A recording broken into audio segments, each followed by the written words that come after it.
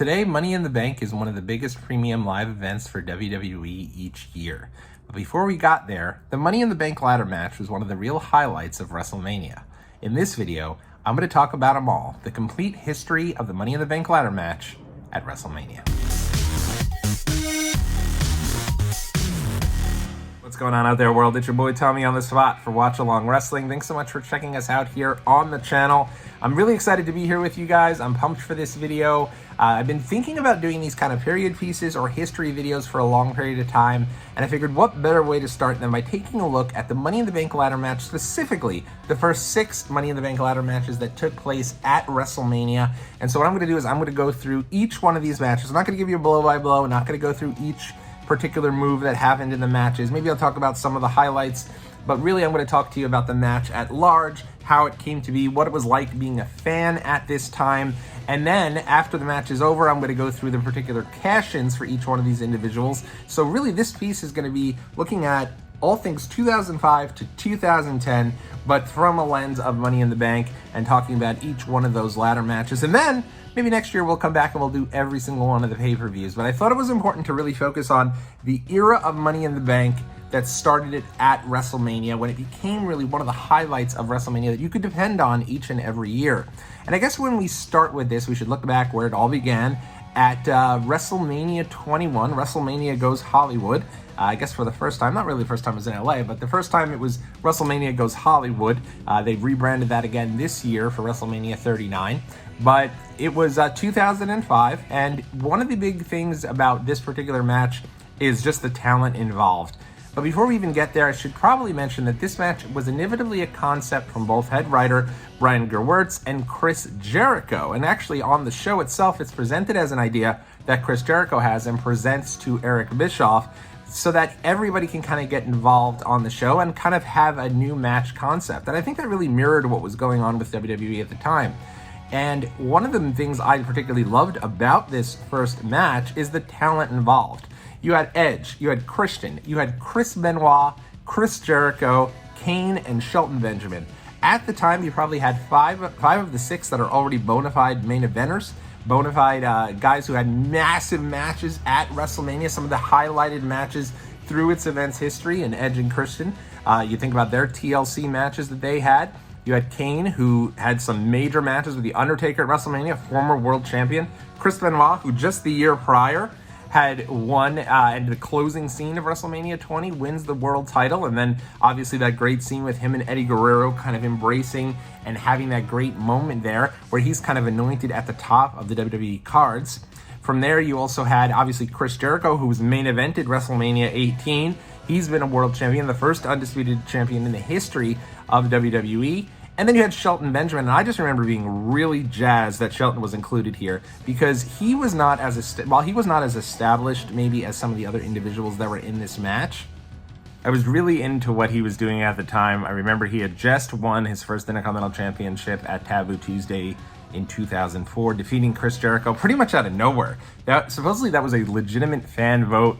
Shelton was voted into the match. I remember being really pumped up because I was a fan of his when he was in Team Angle, and I just thought that he had a ton of charisma and was going to be a huge deal for WWE. So to see him get the Intercontinental Championship, and then he actually comes into this match as Intercontinental Champion, and I thought it was great. You know, he was in there with 5 bona fide legends who, if their careers ended at WrestleMania 21, they all are WWE Hall of Famers. So I think it would have been great. It was great to have him be able to be in there, add some fresh blood into this match, and he was without question who I was rooting for going into the match. I just thought it would have been so cool to see WWE push him to that next level. And I was somebody who immediately thought when I heard about the Money in the Bank concept that this was going to be the WWE's way to really go with that next guy.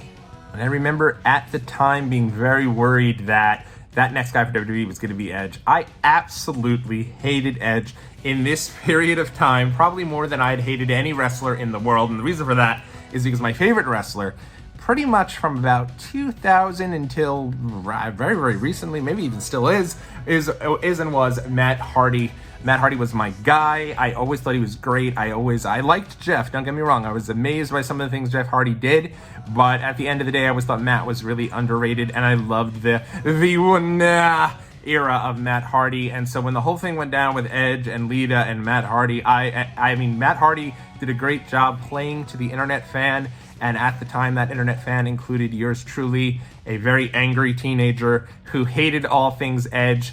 And Edge now had returned to WWE, had just recently turned heel after the crowd in Toronto just booing him out of the building, his hometown, at SummerSlam 2004. And it was interesting because I kind of understood why. Well, I actually liked Edge a lot going into 2002 and 2003. I think WWE was actually positioning him as like the face of the company.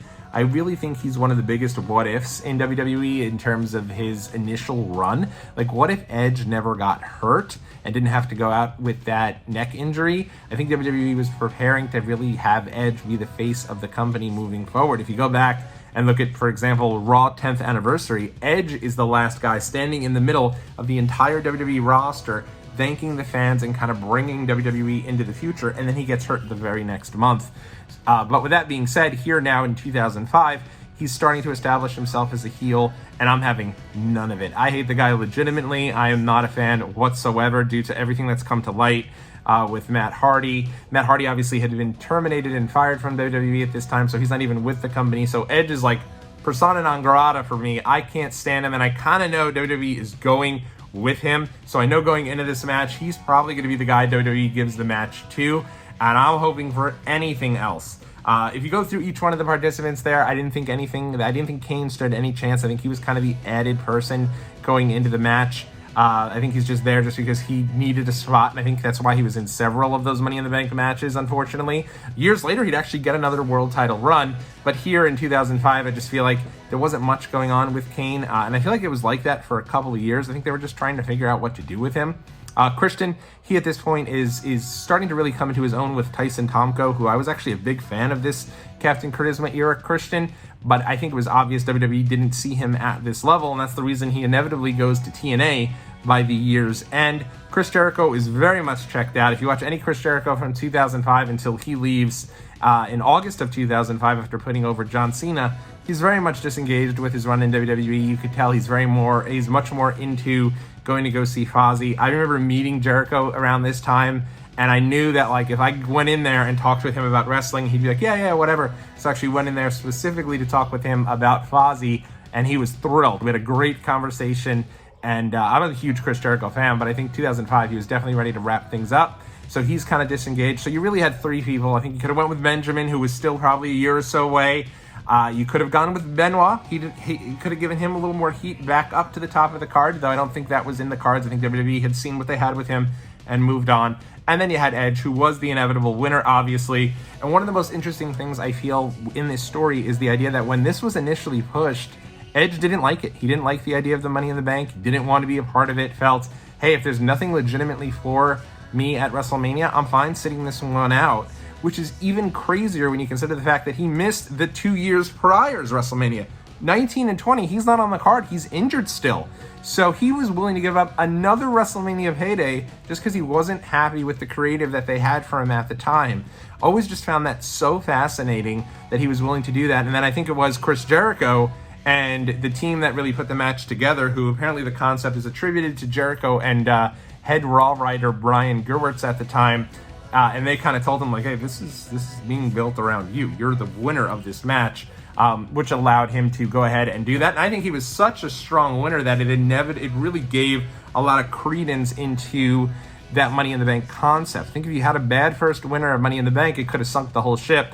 But I think Edge really came into his own. I think first he got Money in the Bank, and then he got Lita, and then at that point he becomes such a great heel that it almost becomes difficult for me to really hate him, even though I'm still, trying to have some solidarity with my favorite wrestler, Matt Hardy, at the time. But it was a lot more hard to do because Edge was so damn good as that rated R superstar that he'd later become at the end of 2005 into 2006. But the match itself at that WrestleMania, I think it's great. It's a real highlight of the show. I think it goes right there with Eddie versus Ray, and then Shawn Michaels versus Kurt Angle as your three top matches for that WrestleMania. That, let's be honest, we were trying two different guys at the top of the card. You had the John Cena and Batista going for the world title at that WrestleMania. So I think having these individuals involved, having these matches, really makes this WrestleMania such a good one. I think the Batista Triple H match is okay. Cena and JBL isn't great, but you were establishing two top new stars for the company, so you needed some of these great matches on the undercard, and you immediately started to be able to then depend on Money in the Bank to deliver a good match. And if all else failed, you knew Money in the Bank was going to at least be solid, and that certainly was the case here. Really strong match, one of the better Money in the Bank ladder matches. I think 6 is that perfect number for Money in the Bank, 6 participants, and they did that with the first year as well as the second year. So Edge wins. You have that iconic shot of Edge there with the Money in the Bank briefcase. It's still just a black briefcase at the time, and he holds it up. He's all excited to have that belt, to have the briefcase, and you kind of knew this was going to be him moving forward into the future. And again, soon you'd have Lita, and I think then really morph into the Rated R Superstar. One of the things I really liked about this is they let this breathe for almost a full year with Edge as Mr. Money in the Bank. He has the briefcase here at WrestleMania 21. He doesn't cash this in until January of 2006. And I want to make one thing clear. I've never been a John Cena hater. I've understood that as WWE was going into the PG era, I think that I started to dislike the Cena character a lot more than I did probably honestly around this time of 2005, 2006, 2007. But I think it was becoming way too obvious that John Cena wasn't going to be losing too many matches. He was clearly the face of the company and was going to be the face for the foreseeable future. So I think it came down to the fact that, hey, this guy is not going to be losing any matches and certainly is not going to lose this title before WrestleMania 22, especially he had heard the plan for John Cena and Triple H many months out. So everyone kind of knew that was the direction they were going. And then you had Edge with this briefcase, and he'd come out with it all the time, but because he was so involved with so many things, he almost forgot he had it. At least I did. So when you got to New Year's Revolution, I think he beats Flair earlier in the night, I want to say, or maybe Kane, and then he makes a little he does a little interview and says he has greater plans for the night. He might have even lost that match earlier that night and says he has greater plans for the night ahead. So then you get to Elimination Chamber, and I remember me and my buddies, we were watching this show, and we were pretty much just like the people in that arena. We were so amped and so ready to see Cena lose to anyone. We didn't care if it was Chris Masters. We didn't care if it was Carlito. We wanted John Cena to lose that title and thought maybe in Elimination Chamber they'd do something to kind of make things interesting. But deep down we knew there was no way John Cena was losing this match. So they have the match, and it does. It comes down to Masters, Carlito, and Cena, and the crowd is literally doing Let's Go Masters. Like, this starts the whole trend of booing John Cena that really amplifies and explodes come WrestleMania 22. But after the match, Vince McMahon comes out, and I remember all of us were just like, hold on, what's going on? Get out of town, no way. And of course, Edge comes out to cash in the Money in the Bank briefcase, ever the opportunist. This sets up the idea that, hey, now this can really be used when a wrestler is at his absolute worst at any time. Any heel can kind of just cash this in, utilize it to the best of his abilities, and become the new champion. And I remember now at this point, yeah, I had said I had hated Edge, but now at this point I started to be like, hey, this guy's great, right? He's really coming into his own, and now he's coming out here, and it suddenly becomes clear that, like, a guy we've been watching now for 7 years. The guy started at SummerSlam 1998. This is now even more than 7 years later. January of 2006 is now going to get his opportunity to become the world champion. And this is the big world championship. This is the John Cena title too, not the world title. So this is like, he's going to be the guy. And he comes in, catches Cena after the match, and ends up hitting the spear, gets the win. And you almost forget about, I forgot about Matt Hardy and all the issues that were going on with them. We were leaving for joy, so excited. I remember I was so pumped, and my buddy was like, don't jinx it, let's wait till the 1, 2, 3, because Cena was so big at the time, and it was always finding a way to overcome the odds. You almost expected him to kick out of the whole deal there and do his whole piece. So very, very interesting, very cool moment. And then it was like, things were very cool. Like, I remember people who were not even watching wrestling, friends I didn't even talk to about wrestling for many years, finding me down in the college hallways and saying, hey, or calling me up, Facebooking me, saying, hey, is it true Edge is the world champion? And you remember when he was world champion there after cashing in Money in the Bank, ratings exploded. There were like 5 million people who watched the live sex celebration between him and Lita, and it was a really cool time to be a fan. Unfortunately, once they have their plans set in motion, it takes a lot to get them to go against the grain, and that's similar to what happened here. And so instead, the crowd goes ahead and the WWE moves ahead, and Edge loses that belt. 3 weeks later at the Royal Rumble, they go right back to Cena and right back to Triple H. But I feel that once Edge cashed in Money in the Bank and became world champion, he was seen differently. And yeah, they went to him, they went back for WrestleMania, but they came back to Edge really throughout most of 2006. And at the end of the time, he's 11-time world champion. And who knows, maybe he gets one more reign here. Probably not, but who knows? Maybe he gets one more reign here before he calls it a career. So I think all of this really comes back to Money in the Bank, having something that would enable them to really hotshot a new star, somebody maybe that they hadn't known how to get over the hump. This Money in the Bank would do that, and we would see this continue, this trend, over until 2006. The very next year, big time, I'm on my way. I won't, I'll spare you me singing, but WrestleMania 22, one of my favorite shows, and there's some good matches on WrestleMania 22, but there's not like your big breakout, incredible match, but it's just such a cool vibe. And I really think a lot of that is the Peter Gabriel Big Time song. I've listened to it a million times, and I love that part of it. And one of the main things about this show that I enjoyed is that they brought back the Money in the Bank for 2006. 6 men again in this particular one. The 6 men in this match: Matt Hardy, Rob Van Dam, the Nature Boy Ric Flair, Finlay, Bobby Lashley, and Shelton Benjamin. And for me, going into this one, it was all about Matt Hardy. I thought that his feud with Edge was really well done. I think his feud with Edge was perfect if you cut it off right after he makes his appearance at SummerSlam 2005. He makes his entrance. From that point forward, it's pretty much all downhill with that feud with Edge. So I thought, all right, maybe they're still going to bring... I still had hopes that WWE was still going to go all the way with Matt Hardy, and I thought, what better way to do it? Give him the Money in the Bank briefcase and build him back up. But because I thought the idea of the briefcase was mostly for a heel, because I couldn't see at this time that they were going to be doing something where they'd give a babyface the Money in the Bank briefcase. It just didn't make much sense. So I thought from a heel standpoint, you maybe go with Benjamin. Remember, Shelton Benjamin at this time was with Mama. So he had a different type of character. He was a heel, I think. Yeah, I guess he was a heel. So I thought maybe you go ahead, you go with him, and at the end of the day, that's something that you could have done. You could have also gone with Ric Flair. Remember, this time Ric Flair they don't know what they're doing with Ric Flair. They decide Ric Flair is going to be the guy they throw into TLC matches, into Money in the Bank ladder matches. They seemed, for Ric Flair's final years after Evolution, they seemed like they didn't have a clue what to do with Ric Flair. Remember, he's in the Money in the Bank this year. Next year he's in the dark match, teaming with Carlito, I want to say. Or maybe wrestling Carlito. It was ridiculous. They just didn't know what to do with him. So interesting type of deal here. You don't have as many of your high flyers.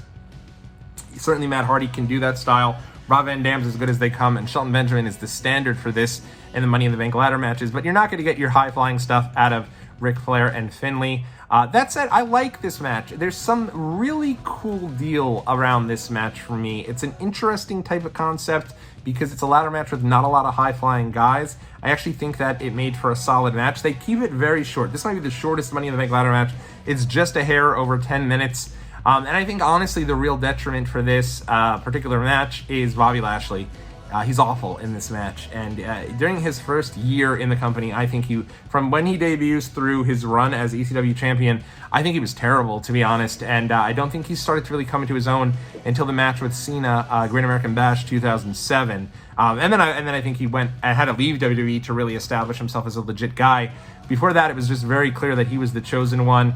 He's in this match here, and he can't even climb the ladder. I think he may have had some sort of fear of heights. It's very clear. If you go back and watch this, he is slow and plodding, and he's just killing the entire... Every time he's there, he can't get up the ladder fast enough. Everyone's kind of just waiting him around for him to do things. He makes this match pretty... I think this is probably the weakest of all the WrestleMania Money in the Bank ladder matches, despite me actually liking it, and I think a lot of it has to do with Bobby Lashley. And at the time, it became clear Lashley was going to be the guy. So my fear was like, I hope they don't just go with Lashley. I thought it was way too soon. Thankfully, they didn't. They surprised me, at least, by going with Rob Van Dam, because at the time, RVD, he'd been with the company since 2001. It was clear in 01, in 02, that he was the guy fans wanted to see get an opportunity to be the WWE World Champion. And they just never felt that WWE was going to go all the way with him. He gets the win here, and suddenly it's like, oh crap, like, all right, maybe RVD is the guy. Maybe WWE is going to do this. They just did it with Edge. They're still building up Money in the Bank. You didn't think they'd necessarily not give us another win here with it. And because Rob Van Dam was a babyface, it was different this time. This time, he ends up cashing in ahead of time and lets John Cena know, hey, it's you and me for the title. ECW One Night Stand 2006, the second of the ECW One Night Stands to be held at the Manhattan Center, the Hammerstein Ballroom, if you will, right in New York City. So you had your most diehard ECW fans.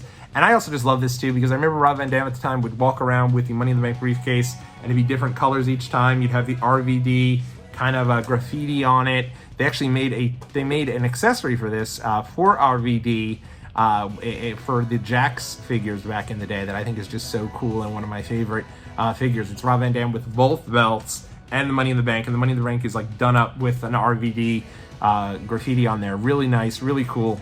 And there's nothing about RVD that isn't cool, especially at this time. So, you know, obviously One Night Stand 2006. I think the show itself is definitely not as good as the first one. You start to get the idea that WWE is getting their fingerprints on ECW much more because they're bringing it back as a show. It's like you have Kurt Angle versus Randy Orton on this show. You have Edge participating on this show, and it's a little different than the first one, which felt like that more authentic ECW feel. But John Cena versus Rob Van Dam is incredible. If you've never seen this match, go out of your way to watch this one. It still holds up. The crowd reaction is insane. It really feels like they plucked 2006 John Cena and put him back in 1997 ECW, where everyone was into RVD. Everyone's there for him. And that's the debut of the "If Cena Wins, We Riot" sign. You have John Cena throwing his shirt into the crowd throwing it right back. And at the end of the day, yeah, he doesn't beat Cena clean. No one remembers that, though. Edge comes in with the spear. Paul Heyman comes in to count the 1, 2, 3. Rob Van Dam, your world champion. And at that time, had both the ECW belt as well as the spinner belt, and really was looking like, through the good portion of that summer, like he was going to be a top guy for WWE. You know, it was an incredible night, incredible moment. There's a moment at the end there where he's standing in the bleachers of the Hammerstein Ballroom, the crowd just going nuts for him, the roster surrounding him, and his wife, who unfortunately he's no longer with her, but at the time she had kind of survived. She had survived cancer, been battling cancer. He was with her in a really good place. An incredible moment, and another really nice, great, successful cash-in for Rob Van Dam. And again, I do think that they were building to a triple threat with him, Edge, and John Cena at the Saturday night's main event in July of that year. And I do think he probably would have lost the title either there or at SummerSlam. But I do think RVD would have still been the face of the ECW brand and the champion for that brand in its infancy as the brand continued to be established. And I think looking back, it would have been a lot of fun to see that happen. I think it would have been cool to see Rob Van Dam as the top guy of a brand. And who knows what ECW becomes for WWE if he's that guy. Instead, unfortunately, real life got in the way of all of these plans. Rob Van Dam and Sabu were both arrested for marijuana possession, amongst some other possession that they had while driving. And unfortunately, due to that, RVD lost the WWE title the next night. They moved up Saturday night's main event's triple threat match to Monday Night Raw. He'd lose the title that night. And then the next night on ECW would lose the title to the Big Show. And I think immediately having Big Show as the face of the ECW brand sort of killed that brand. No disrespect to Big Show, but he's a WWE guy, a WCW guy even, but certainly not an ECW guy. So I feel like him being the face of that brand and then transitioning to Lashley at the end of that year just really destroyed that ECW brand before it was really able to get off the ground, unfortunately. Moving right along, WrestleMania 23, and now they start to add a few more names to the Money in the Bank match itself. They go from having the traditional 6 names to the 8 names, and let me read you down these names here. You have Jeff Hardy, who's now back with the company, and it's really interesting to kind of go year after year with these Money in the Bank matches to see the characters and the different people that are in the mix. King Booker, Finlay, CM Punk representing the ECW brand, Mr. Kennedy, Matt Hardy, Randy Orton, and Edge. So 8 men in this match here, 2 more than the traditional established Money in the Bank ladder matches that they had the couple of years previous. But I really like this match. This match almost gets 20 minutes, whereas the year before it got about 10. It kicks off the WrestleMania show. It's probably one of the better matches to kick off WrestleMania in its history. I'd say probably top 10, maybe top 5. Just incredible stuff all around. And it's fun to kind of look back at these Money in the Bank matches and see the progression of the characters each and every year. Jeff Hardy now back in the mix after he's been gone for some time.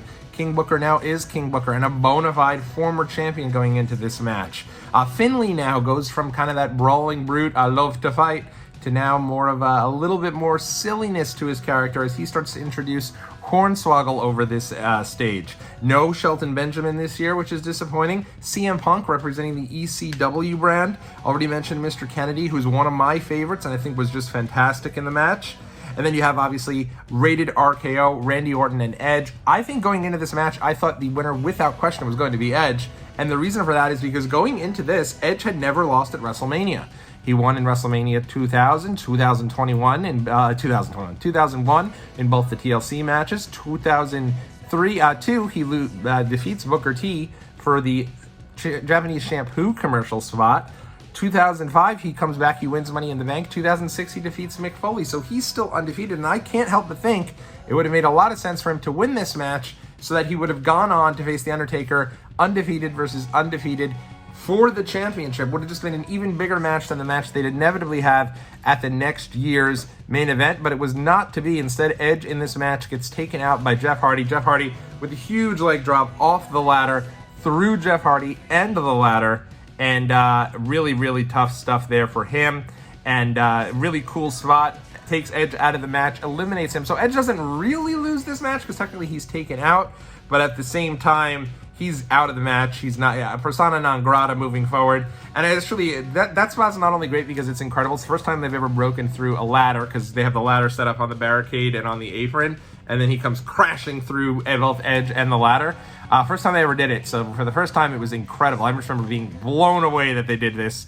And it's a cool deal because as he's doing it, you have JBL just losing his mind at how Jeff Hardy could be so stupid as to sacrifice his own spot in the match because Jeff's pretty much out of there from that point forward. But my whole thing is, if you weren't going to have Edge win, why put him in the match? To me, the match going into WrestleMania 23 that would have really been great is if you had Rated RKO, Edge, and Randy Orton, who at this point were like your 1B level of main eventers. They were main eventing basically every show for WWE moving forward here prior to this. So now to have them be as a part of the Money in the Bank, it elevated the Bank match a little bit. But imagine if instead they faced off against Kendrick and London, interpromotional match. Kendrick and London involved in their long storyline with the tag team championships, their long reign. I think if you had Edge and Orton go against them, it would have been an awesome match. You could have had Edge and Orton win, either, do brand versus brand, or even have them win the SmackDown titles, and imagine how much that kind of livens things up over there. And at the same time, I feel like you then keep Edge's undefeated streak intact. Instead, it was none to be. Mr. Kennedy wins this. Not only does he win it, but he has a great moment here where Hornswoggle, who I think is still being referred to as the little bastard in this match, runs in, goes up to try to prohibit Kennedy from getting the Money in the Bank briefcase, and in doing so, Kennedy catches Hornswoggle up on the shoulders, Green Bay plunge off the top of the ladder. It was insane. I was horrified watching it at the time because Hornswoggle, obviously is a little person. I was very, very worried about it. Just unbelievable to go back and see this move. Go out of your way to go check that out if you've never seen it. And then I think you also owe it to yourself just to, because there are people online who don't really appreciate how good Kennedy was at the time. This guy was like charisma in a vacuum. He was amazing at everything that he did. He wasn't, maybe not the best wrestler, but when he came out there, took over, did his own introduction with the Kennedy, and he'd walk around, look over at the crowd, hold his paws, hold it, Kennedy! It was so much fun, and to not have him be able to continue what he was going to do after this is a really big drop ball on the case of WWE. I know he didn't help himself. Certainly, long documented history of the issues that he had. But when he wins this match here, and he's the brand new guy on the scene, all these guys, CM Punk kind of from the ECW brand, but that was really just to get ECW involved. But you look at these names, Booker T, the Hardys, Orton and Edge, Finley. Kennedy's the new guy on the scene here, and he wins the match, and then has one of the best promos afterwards. And if you watched this show at that time, you were convinced he was going to be the next big thing, the next main event act for WWE for the years to come, and would eventually be the champion. And whoever gets the Money in the Bank briefcase would be 3-0 at this time. Instead, unfortunately, kind of the issues that have followed Kennedy aren't only some of his own doing, but his injuries. And, you know, you'd find out a little later on that Kennedy, unfortunately, did have a triceps injury. They thought he was going to be out for a few months. But here's my thing. Kennedy comes out right after WrestleMania. Really cool. It kicks off the show. Comes out right after WrestleMania. And basically says he's going to cash in his Money in the Bank briefcase the next year, WrestleMania 24. Which is awesome. You had a whole year now where you knew Kennedy was going to be in the main event of WrestleMania 24. You had a year to build this dude up for an entire year. Even if he's injured for 3, 4, 5 months, however long it was supposed to be, it doesn't matter because he's already set the expectation that he's not going to be cashing this in until WrestleMania 24. So to me, that just, it really was disappointing that they didn't just allow him to hold on to the briefcase. Make matters worse, he had a misdiagnosis. He was actually able to get back in the ring just a few weeks later. So if they were just a little patient, they would have been able to follow through with Kennedy, and who knows what would have happened. Really, really sad. But, you know, getting back to the match, it was one of the better matches of WrestleMania 23. I think it really sets things up, that whole, you know, where that all grown up type deal. I think it really sets the tone for a nice, really fun WrestleMania. Probably the best in-ring match of the night. You could certainly argue Cena versus Michaels. But I love this match. It's so much fun. Go back out of your way to see it. As for the cash-in, Kennedy would end up losing his Money in the Bank when he did get injured rather unceremoniously to the aforementioned Edge. So they actually went with Edge holding the Money in the Bank briefcase. Anyway, you could have just kept him undefeated and he would have had the damn briefcase and he could have followed through the way you had. But instead, Edge gets the briefcase back and cashes in rather quickly because of the fact that in doing so, he ends up, there's a match between Undertaker and Mark Henry, cage match. Undertaker gets laid. I think it's actually Undertaker and Batista. Taker wins, then gets laid out by Mark Henry, and then out comes Edge on an episode of SmackDown, which at the time there wasn't much of anything going on live on SmackDown. Out comes Edge, you know, live to tape, so there wasn't much of anything going on for SmackDown. Edge would come in. He hits Undertaker with the spear and wins the title. So they could have just done that entire thing, kept him undefeated, and he's the reason Undertaker's out of action. This would have been perfect. What an incredible way to set up their WrestleMania match, WrestleMania 24.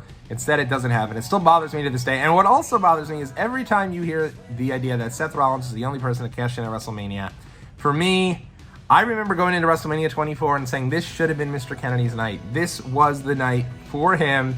He should have done it, and instead it was not to be, unfortunately. And Kennedy would never really recover after losing this. He eventually there'd be another storyline set up for him to be Mr. McMahon's illegitimate son. Gets injured at that point, and it just was not meant to be. I'd love to see a quick return for him. I was a big fan of him, and certainly on this night, WrestleMania 23.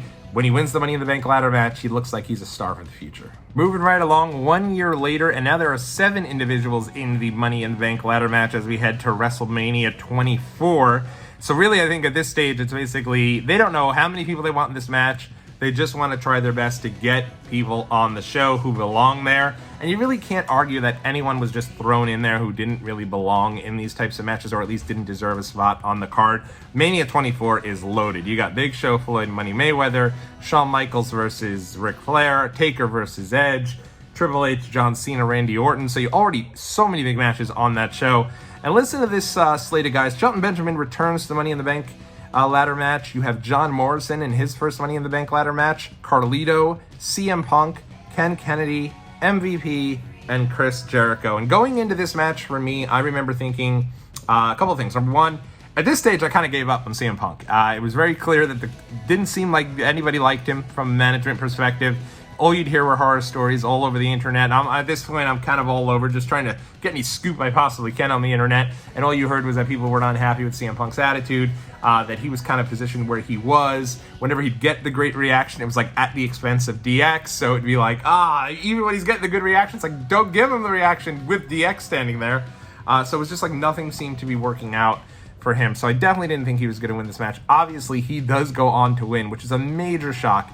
Because going in, I thought one of two things. I thought MVP was going to take that next step. I thought he had everything. I thought he was awesome. I thought he had a great chance to win this going in. And I really thought Jericho was going to win. If you remember, Jericho just returns to WWE for the first time in 2 years at the end of 2007 with the Save Us Y2J vignettes that were going on. They were so much fun. and they really did a lot, in my opinion, to build up a lot of excitement over Jericho's returns, as he always did. The problem is, right before he returned, John Cena got injured. So Cena had that title for a very long time in 2007. He was basically on top of the brand with no end in sight of his reign. And Jericho was supposed to come and save us from this reign. And that's another what if in history, right? What if Chris Jericho showed up to take down John Cena? I think it would have been met with major fanfare, would have put him right in there with John Cena, and it would have made a lot of sense. Instead, he was brought in because he was already planning to come back after the Cena injury to go after Randy Orton. And it really just wasn't something I don't think anyone cared too much for, because we just got Randy Orton as champion. He wasn't like a long, ridiculous reign. As a matter of fact, Orton hadn't been champion in quite some time. So for him now to be the champion, and then Jericho immediately come back to end his reign, was kind of like, I don't know. It didn't quite work. He was then in a deal with JBL, so it was like all of a sudden he was just pegged right down the card. Something was really missing from Jericho when he first came back in 2008 and 2007, 2008, and I think what ended up saving his run and becoming this huge deal that it eventually did become was when he turned heel and feuded with Shawn Michaels, and just unbelievable deal when it came to his run there as that really smarmy type of heel. I was very, very impressed with everything that he did at that stage. But here, he's kind of an afterthought, unfortunately. A highlight match for me, and you know that I'm gonna go back to that well every chance I get, will be when Matt Hardy emerges from the crowd. He and MVP were involved in their great rivalry at this time. Did not expect Matt to come out, but once he does, he gets a huge pop because MVP's climbed the ladder and there's no one near him. It looks like he's going to take this, and here comes Matt Hardy. And I always was like, man, they're going to give Matt Hardy a big spot because he's going to eventually become a main eventer, and it never quite happened. But this was great. I really enjoyed this piece of it. Matt Hardy comes in, takes down MVP. This particular match was not the opener for WrestleMania 24. It seemed like that might have been where they were going with the Money in the Bank ladder matches, but not to be this year. Belfast Brawl was instead. But really solid match, about 14 minutes long, and one of the really fresh type deals. I like that now Money in the Bank was starting to include some of the fresher talent. Great to see Shelton Benjamin back in this match, and John Morrison, I think, added a lot to it too. Not only did you have Benjamin doing what he did, now you had Morrison, who was like really just starting to come into his own as well. So this is a really fun one. If you go back, check that one out. And the pop that Matt Hardy gets at the end is awesome. And then CM Punk wins. And for me, I did not think Punk was going to win this one. He pulls it down, what's my name? And he's so pumped up, and it's just so weird to see Punk so excited based on him not being very excited most of the time thereafter. So as a big Punk fan, I remember us losing our minds. But part of me was like, is this going to be the year that the Money in the Bank guy doesn't win? It didn't feel like they were going behind Punk like they normally would. One last note on the match, I did mention Mr. Kennedy is in this match. He, at this point, is like not really anything to be focused on. They've already announced that Mr. McMahon's son is Hornswoggle, so he loses that push as well. This will be his last WrestleMania, I believe. And it's sad. I remember being in the match, watching the match, and being like, damn, I wonder if they'll give Kennedy the briefcase so he could cash in that. And I was still holding on to some hope that maybe Kennedy would be in that main event at WrestleMania, but it was not to be. And certainly at this stage, there'd be no business with him doing it. As for Punk's cash-in, one of my all-time favorites, I'll never forget it. At this stage in my life, every Monday night, my friends and I would all get together and watch Raw. We'd get together, we'd go get dinner at Moe's. If you don't know Moe's, it's like your Chipotle. So we'd go there, we'd all go get dinner. It'd be like really cheap, good kind of Chipotle-style Mexican food.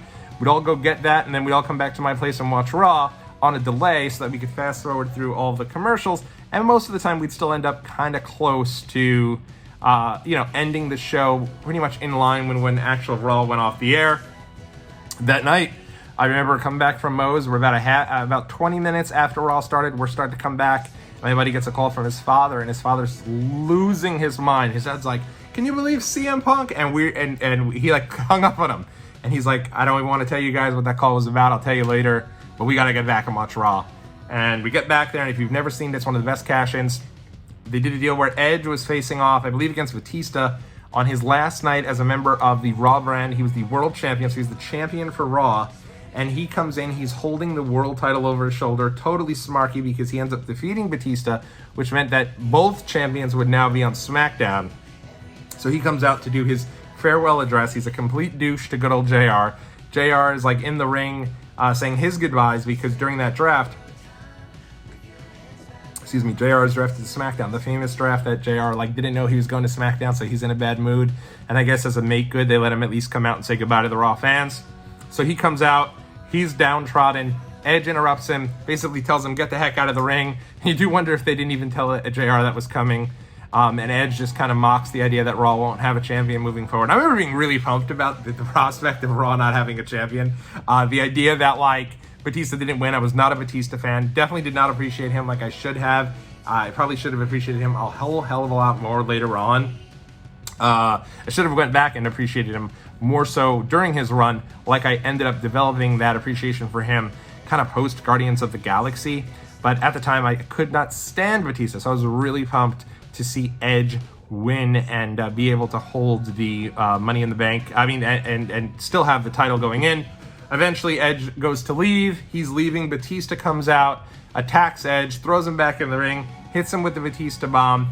And now you get this major moment where Batista's walking back up the ramp. He's laid out Edge. Great moment.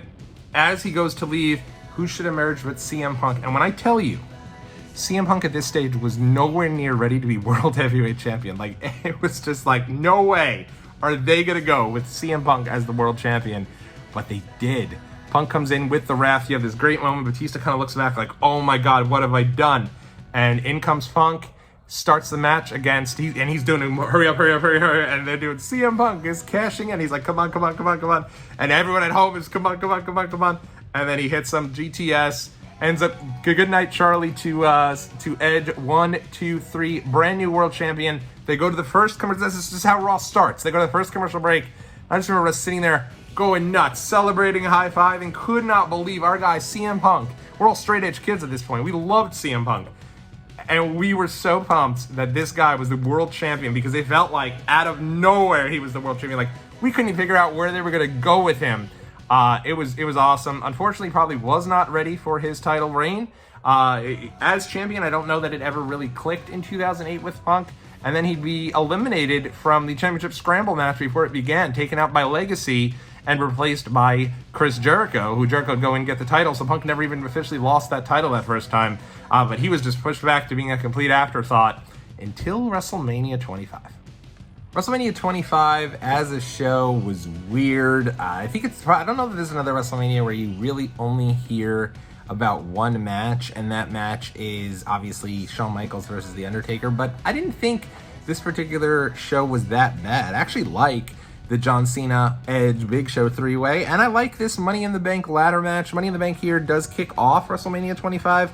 They go back to 8 men. This includes Kofi Kingston's first trip into the Money in the Bank ladder match, Kane, MVP, CM Punk, Finlay, Mark Henry, Shelton Benjamin, and the returning Christian. Obviously, Christian didn't just return at WrestleMania 25, but he had just returned to the company after a long stint with TNA Impact. So it was great to have Christian back in the fold for WWE, and you could tell right when he comes out, that is 100% the crowd favorite. People are into Christian. He does, in my opinion, I think he has all the momentum going into this match. And I really think WWE should have considered going with him here. I was a huge CM Punk fan, and obviously Punk wins, and I'll get into that in a second. But other parts of this match that I really enjoyed, one of the things that's actually cool about this match is actually the use of Mark Henry and Kane. You wouldn't necessarily think Mark Henry and Kane are two folks that necessarily would be excelling in ladder matches, but they're really used well here. Mark Henry, it's great to see him kind of back up on the rise. In 2006, he had a little stint in the main event scene.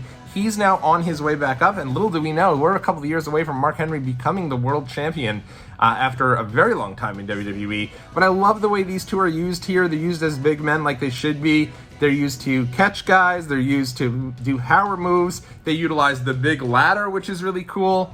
And speaking of catching guys and utilizing bigger guys to allow the smaller quote-unquote guys to go and do the big moves, Shelton Benjamin's absolutely nuts in this match. I didn't get into too much of it in talking about him in the other matches. I gushed about him a bit, but he's pretty darn innovative in a lot of these types of matches, whether it be when he had the ladder tilted onto the other ladder, running up the ropes, running into the ladder, and onto the top of the ladders back at WrestleMania 21.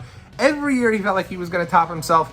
and this year was no different. This got WrestleMania kicked off to a bang. He does a huge splash onto the outside there with everybody there, and it's just an incredible, right off the ladder, in the ring, onto the outside. Huge flip from him, and it's a really cool deal, and I'd say he steals the show here, which is really nice to see considering he had a year where he wasn't involved. Now he's brought back and stealing the match yet again. Finley and Hornswoggle, I think at this stage we're kind of over Hornswoggles. He's starting to kind of get a little bit on that, more of the annoying Hornswoggle. I think Hornswoggle was a great character. I think he just got overexposed like so many great characters do. But here he's great. He's in there, he's over there, he's doing the tadpole splash onto a sea of folks on the outside from the post, so to speak, which is really cool. And then they do a deal where everybody's doing moves to the outside, and Finley even does teases one. So it's a fun little match. At the end of the deal here, it is CM Punk getting his second Money in the Bank, which was a huge shock. I know to all of us at home, huge Punk fans, we did not expect this at all. We thought, pretty much everybody thought that Punk's reign wasn't great in 2008 and did not expect him to get a second chance at it here. But here he is, the first back-to-back two-time winner of the Money in the Bank. I think looking back at this, the crowd isn't even that excited about it. I think they'd be more excited, certainly with a Christian win, or maybe even a Kofi Kingston win. People are really into Kofi. But at the end of the day, it is CM Punk. He gets his second win. And this time, things are different when it comes to the cash-in. Now, you kind of know once Punk goes to cash in here that already, the second he comes out, something's different. He's got a little bit of an extra swagger to him. He's got kind of this over-exaggerated heel-like tendencies with his facial expressions. For those who don't know, he does cash in on Jeff Hardy following Jeff Hardy's match with Edge. They have the big ladder match at Extreme Rules. Jeff Hardy retains the title. Out comes CM Punk.